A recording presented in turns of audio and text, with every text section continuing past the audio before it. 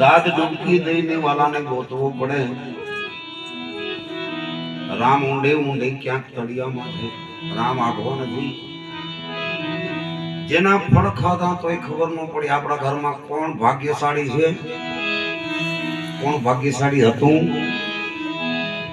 અને કોણ ભાગ્યશાળી થઈ ગયું હજી સુધી કોઈ ઓળખે નથી. વાલા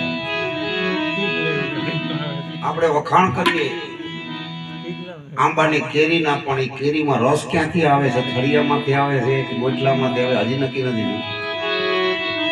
જેના ફળ ખાધા તોય ખબર ન પડી. રામ ફળમાં નથી, એના થળિયામાં છે. રામ આઘો નથી, મારા હૃદયમાં છે.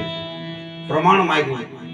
આ પ્રસંગ ત્યારે બન્યો છે જ્યારે સાતમ અને સોમવાર જેથી શુદ્ધ લેવી સીતાપણી તેથી 11મો અવતાર બજરંગ રૂપે વાસડા.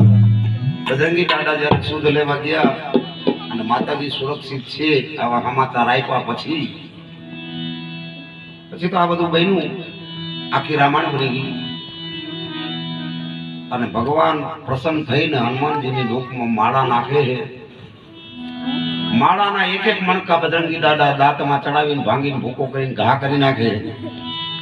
ત્યારે અદક પહાડિયા હોય મારા જેવા, એને કીધું કે આને શું ખબર પડે, આ તો વાનર છે ને ગમે એમ કરે. કીધું કે ના એમ નથી, મણકામાં રામ નથી.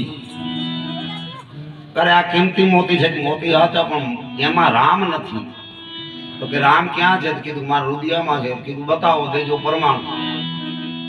અને બજરંગી દાદા હીરાસન લઈ અને પોતાની છાતી ચીરી અને દર્શન કરાવ્યા. એ વખતનો પ્રસંગ. રામ છેટો નથી, મારા હૃદયમાં છે. આ તો પ્રસંગે પ્રસંગના પ્રમાણ માગેલા હે. અને આખા જગતમાં જો કઈ હોય તો લેણ દેણ ના સંબંધ છે વાલા પૂરા થઈ જાય કે કઈ નથી. સાને કરે છે